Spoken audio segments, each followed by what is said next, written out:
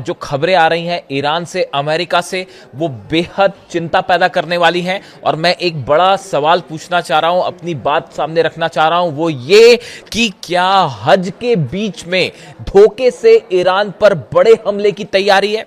देखिए, ये वो सवाल है जो कई घटनाक्रम ऐसे हो रहे हैं जो इस ओर इशारा कर रहे हैं कि देखिए हज शुरू होने वाला है और हज के दौरान, हज के बीच में ईरान पर धोखे से बड़ा स्ट्राइक हो सकती है, बड़ा हमला हो सकता है और इसके लिए ईरान को तैयार रहना होगा। अब ये बात क्यों कही जा रही है, ये बात क्यों निकल के आ रही है, ये बड़े गौर करने वाली बात है। देखिए, मैं आपको बार बार ये बात कहता हूं कि जो चीज ऊपर से दिखाई दे रही है उसमें और जो चीज अंदर हो रही है उसमें जमीन आसमान का अंतर है। अब देखिए, ये बात आखिर आ कहां से रही है कि हज के बीच स्ट्राइक हो सकती है। देखिए, सबसे बड़ी वजह जो इस समय है चर्चा में, पहली बात तो ये हम एक उसकी बात करेंगे कि जनरल मुनीर जो हैं वो तेहरान में उनकी कई ईरान के बड़े अधिकारियों से मुलाकात हुई है, उसके बारे में मैं विस्तार से आपसे बात करूंगा। लेकिन आप उसके पहले कुछ खबरें समझने की कोशिश कीजिए। देखिए, पिछले 24 घंटे के अंदर मीडिया में किस तरह की खबरें आई। खबरें इस तरह की आ रही हैं कि डोनाल्ड ट्रंप ने हमले का प्लान टाल दिया है, इस तरह की खबर आई। फिर उसके बाद खबर यह आती है कि नेतन्याहू और ट्रंप के बीच में फोन पर बातचीत हुई जिसमें नेतन्याहू जो है वो ट्रंप से सख्त नाराज हुए और ट्रंप ने कहा कि अभी हमला नहीं करना चाहिए, लेकिन नेतन्याहू चाहते थे कि हमला पहले होना चाहिए। अब दिखाने की कोशिश क्या हो रही है ये समझिए जरा, आप खुद सोच के देखिए कि डोनाल्ड ट्रंप की नेतन्याहू से फोन पर बातचीत हो और इस बारे में खबरें मीडिया में बाहर कैसे आ सकती है।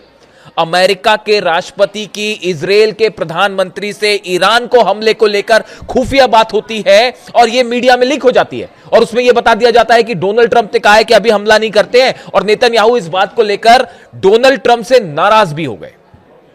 क्या ऐसा हो सकता है वाकई? और ये बात मीडिया में लीक क्यों है? आप देखिए, समझिए इस बात को कि दिखाने की कोशिश क्या हो रही है। जबकि जो तैयारियां कह रही हैं, एक बड़े हमले की तैयारी में इजराइल भी तैयार है और अमेरिका भी तैयार है। कम से कम 20 से 25 जेट्स पिछले 48 घंटे के अंदर बेन गुरियन एयरपोर्ट पर लैंड हो चुके हैं और वो सब के सब रिफ्यूलिंग जेट्स हैं, F-35 फाइटर जेट्स हैं और तरह तरह के हथियारों के साथ वो रेडी है अमेरिका के इजराइल के एयरपोर्ट पर हमला करने के लिए। यानी बड़ी कोशिश है इस तरह की ये दिखाने की कि शायद अब बातचीत आगे हो या इस तरह की बातें आगे हो, लेकिन असली तैयारी कुछ और कहती है। इसके अलावा देखिए, एक बड़ा खबरें ये भी है कि अगले 3 से 4 दिनों में आप नोटिस करिएगा इस बात को, ईरान में अलग अलग जगह से एक बार फिर हिंसा की खबरें आ सकती हैं, प्रदर्शन की खबरें आ सकती हैं। उसकी वजह है CIA ने और मोसाद ने एक बार फिर ईरान में प्रदर्शन करने, हिंसा करने की तैयारी नहीं बल्कि शुरू कर दिया उसे। और कोशिश यह है कि एक बार फिर ईरान में असंतोष फैलाया जाए, लोगों को प्रदर्शन करने के लिए उकसाया जाए। इस तरह की खबरें आप नजर रखिएगा, अगले 2 से 3 दिन के अंदर आपको सुनाई पड़ेगी कि ईरान में फला जगह प्रदर्शन हुआ, ईरान में फला जगह हिंसा हुई। इस तरह की खबरें आने लगेंगी क्योंकि अगर आप सीधा स्ट्राइक करते हैं, ईरान ने अपने आप को बड़ा तेजी से मजबूत किया है। जो रिपोर्ट्स कह रही हैं, खुफिया रिपोर्ट्स कह रही हैं, ये जो सीज फायर का टाइम था इसमें ईरान ने अपने आप को हर स्तर पर तेजी से मजबूत कर लिया है। तो अब सीधा एक बार फिर कोशिश हो रही है कि वो जो प्रदर्शन का दौर जनवरी में हुआ था उसी तरह से फिर से किया जाए और अमेरिका और इजराइल इस काम में लग गए। इसके अलावा आप देखिए, जो खबरें हैं अंदर ही अंदर खुफिया जो खबरें हैं कि एक बड़ा कोवर्ट ऑपरेशन कर सकता है CIA और मोसाद। ईरान में कई जगह अंदर धमाके किए जा सकते हैं, ईरान में जो है हिंसा फैलाने की कोशिश हो सकती है, इस तरह की खबरें सामने आ सकती हैं। और सबसे बड़ी बात, कोवर्ट ऑपरेशन के जरिए कई बड़ी हस्तियों को निशाना बनाने की कोशिश की जा सकती है। और टॉप में है ईरान के सेना प्रमुख, IRGC के प्रमुख अहमद वाहिदी साहब। इस समय अमेरिका की राह में सबसे बड़ा रोड़ा कोई है जो कि पूरे अमेरिका के सामने सीना ठोक के खड़े हो गए हैं, वो है IRGC के प्रमुख अहमद वाहिदी साहब। आईआरजीसी के प्रमुख, और उन्होंने ये बात साफ कर दी। ये देखिए पूरा जो प्लान था, जिस तरह से हमरे हुए, अली खामेनी साहब का असैसिनेशन होता है, उसके बाद मुस्तफा खामेनी जो सुप्रीम लीडर हैं वो घायल होते हैं। ऐसे हालात में देखिए कई बड़े लीडर्स को असैसिनेट कर दिया ईरान के। इन सूरत में जो कमान संभाली वो संभाली सेना प्रमुख ने, आईआरजीसी चीफ ने, अहमद वाहिदी साहब ने, और उन्होंने ये सीज फायर के टाइम पे हर स्तर पर ईरान को एक मजबूत किले में परिवर्तित कर दिया है। हॉर्मूज से लेकर तेहरान के आसमान से लेकर तेहरान की जमीन से लेकर ईरान के बॉर्डर्स को लेकर मिसाइल्स को लेकर अब ईरान इतना ज्यादा एग्रेसिव है। मैं आपको उनकी बयान बताऊंगा कि वो हालात ऐसे हो गए हैं कि ईरान अब हर मामले पर भारी पड़ता दिखाई दे रहा है। आपने नोटिस किया कल क्या बयान आए, 3 ईरान की तरफ से जो 3 बयान आए, ईरान की तरफ से बयान आए कि अगर अब हमला हुआ तो यह वर्ल्ड वॉर की शुरुआत होगी। यह ईरान की सेना की तरफ से बयान आया है कि अगर अब की बार ट्रंप ने हमला किया तो यह वर्ल्ड वॉर की शुरुआत होगी। अब ईरान ने बात क्यों कही?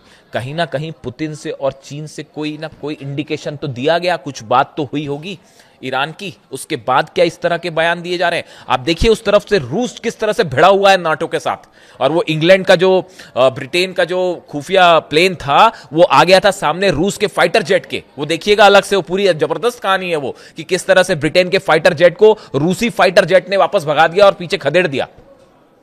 और फ्रांस की जो न्यूक्लियर तैयारी चल रही है डिफेंस की, वो और रूस जो है आमने सामने है। पुतिन ने न्यूक्लियर एक्सरसाइज शुरू कर दी कि अगर न्यूक्लियर हमला होता है तो क्या किया जाए। उसके लिए मिसाइल्स जो है वो तैयार कर ली गई हैं, कैसे अपलोड होगा, हर चीज की तैयारी है। तो वो नेटो के साथ अपना तनाव चरम पर है, और ऐसे समय में ईरान ये कह रहा है कि अगर हमला किया तो वर्ल्ड वॉर होगा। समझिए इशारों को।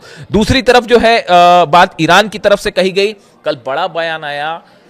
लगातार ये बात ईरान के विदेश मंत्री जो हैं वो लगातार ये इशारा कर रहे हैं कि अब्बास अराक्ची साहब की अब की बार हमला हुआ, जो ईरान की सेना ने कल कहा कि अगर अब की बार हमला होता है तो हम वो हथियार निकालेंगे जो अब तक हमने ना किसी तरह के परीक्षण में सामने दिखाए हैं, ना किसी तरह के हमले में हमने यूज किए।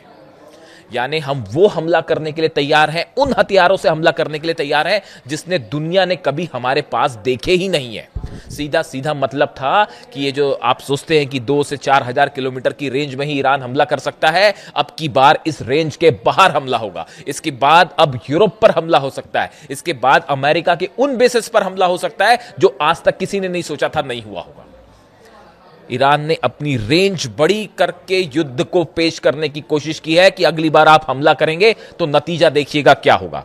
इसके अलावा बड़ी जो एक और डेवलपमेंट है, हॉर्मूज में जो है वो ईरान ने एक बार फिर यूएई के एक टैंकर को ड्रोन से तबाह कर दिया।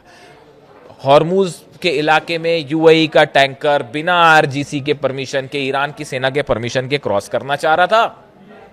शाहिद 136 से ईरान की सेना ने सीधा उस पर हमला कर दिया, ड्रोन जाके सीधा उस पर गिरा और उस पर आग लग गई। ईरान की सेना का कहना ऐसा है, ईरान ने साफ कर दिया हॉर्मूज में उसने अपने पॉइंट भी डिसाइड कर दिए और यह बात फिर साबित कर दी है कि ऐसा है, हॉर्मूज में हमारी परमिशन के बिना तो परिंदा भी पर नहीं मार सकता, अब आपको जो करना है कर लो।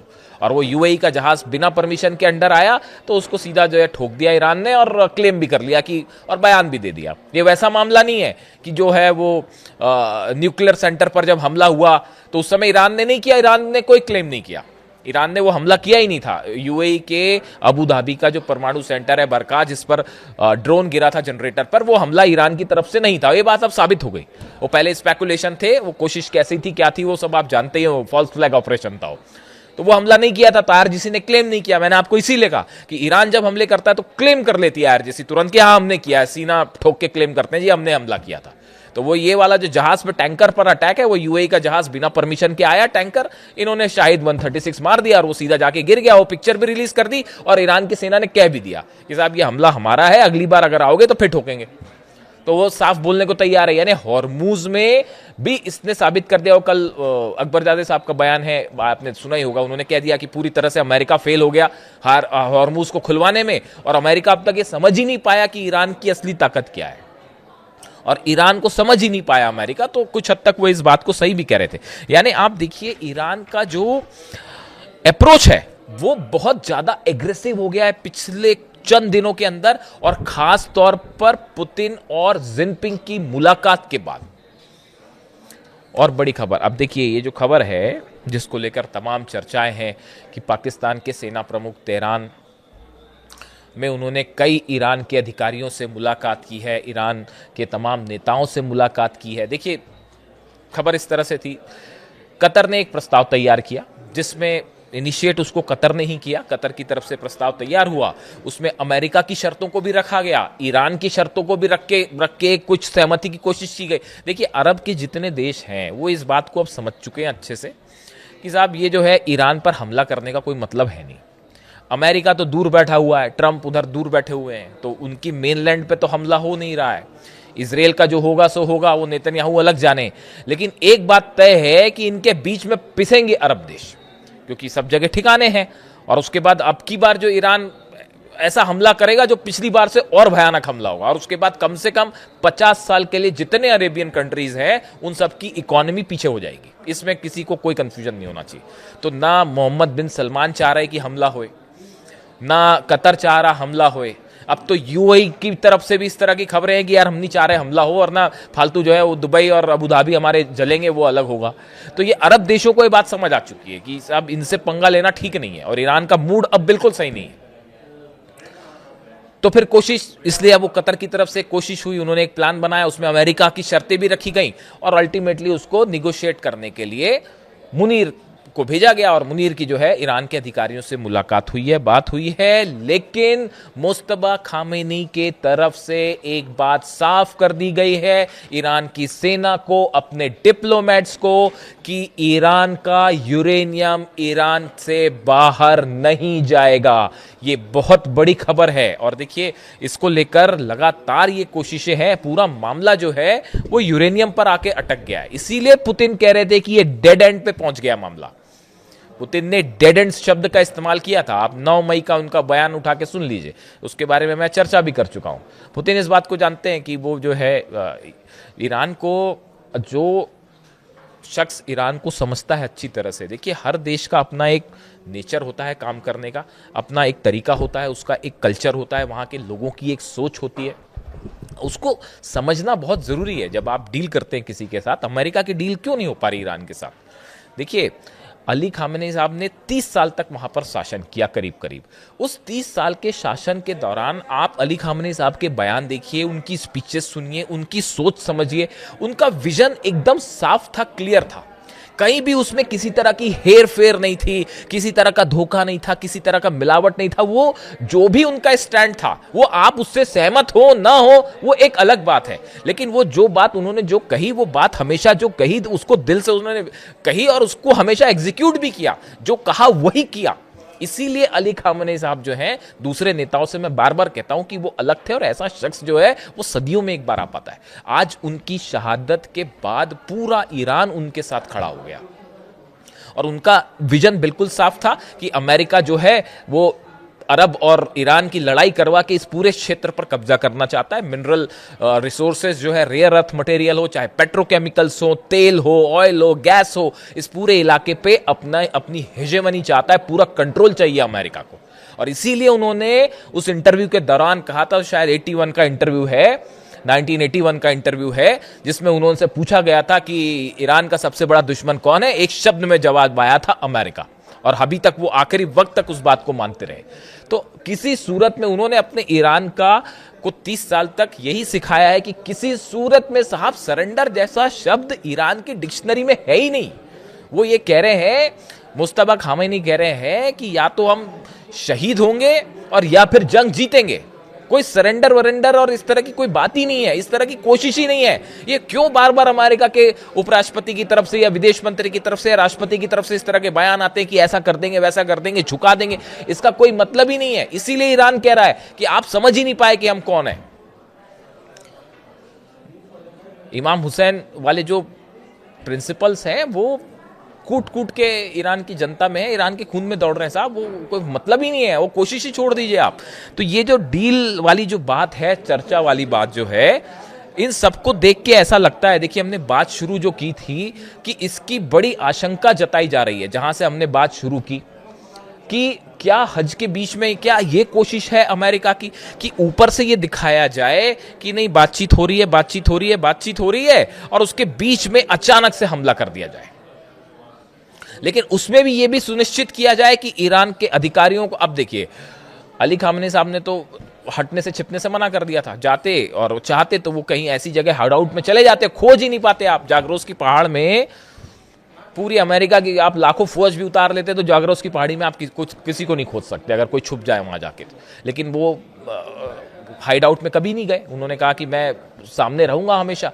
लेकिन अब जो है ईरान इस असैसिनेशन के बाद जो है ईरान अपने अधिकारियों की सुरक्षा को लेकर बड़ा कॉन्शियस है, अपने परमाणु जो साइंटिस्ट हैं उनको लेकर, मुस्तफा खामेनी साहब की सुरक्षा को लेकर, आरजीसी के जो चीफ हैं उनको लेकर। तो अब वैसा हमला वैसे नहीं हो सकता।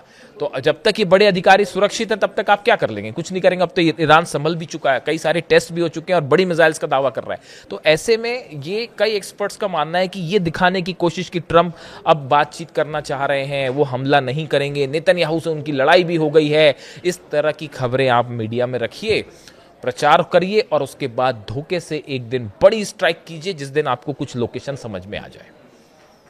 ये एक बड़ी कोशिश है, बड़ी तैयारी है, इसीलिए डील के रूप में एक बार फिर धोखा हो सकता है और बड़ा धोखा हो सकता है। और दूसरी तरफ वो क्यूबा पर हमले की तैयारी अलग चल रही है, क्योंकि मिड टर्म पोल है तो किसी तरह जो है वो अपनी साख बचानी है। तो अब ईरान को नहीं हरा पाए, ईरान जीत रहा है, तो अब एक काम करते हैं कि क्यूबा पर हमला कर देते हैं तो थोड़ी नाक तो बचेगी, बस ये कोशिश है और कुछ नहीं, जो एक्सपर्ट्स बता रहे हैं। तो ऐसी स्थिति में जो खबरें हैं उसके मुताबिक हज के दौरान, देखिए पिछली बार कई रमज़ान के बीच में हमला हुआ था, पिछली बार ध्यान रखिएगा इस बात को, तो हज के बीच में भी हमला हो सकता है। और ये दिखाने की कोशिश कि बातचीत हो रही है, डील हो रही है, और एक दिन आपको पता चले कि एक बड़ी स्ट्राइक हुई है। इसीलिए एक बार फिर डील के रूप में धोखा आ सकता है। और भले देखिए जनरल मुनीर जो प्रस्ताव लेके गए हैं उस पर जो है किस तरह से आगे डेवलपमेंट होंगे, अरब देश उस पर क्या बोलेंगे, बहुत सारी चीजें जो बहुत वेग हैं, लेकिन जो बात क्लियर है वो ये है कि अमेरिका और ईरान के बीच में कोई डील इसलिए नहीं हो सकती कि किसी तरह का कोई विश्वास है ही नहीं। यही बात अली खामेनी साहब हमेशा कहते थे, जब भी डील चर्चा होती है तो मैं अली खामेनी साहब का जिक्र इसीलिए करता हूं क्योंकि वो हमेशा ये बात कहते थे कि अमेरिका की नीयत ही साफ नहीं है डील करने की, तो डील कैसे होगी। तो ईरान सावधान, बड़े सारे एक्सपर्ट से बात कह रहे हैं कि ये बातचीत की बात होगी और इस बीच हज के दौरान बड़ा हमला हो सकता है और जिसकी जबरदस्त पलटवार की तैयारी है ईरान की, जो पहले कभी नहीं देखी गई। वीडियो कैसा लगा कमेंट करके जरूर बताइए, अपनी राय रखिए, मैं आपके सारे कमेंट्स पढ़ता हूं। Thank you so much.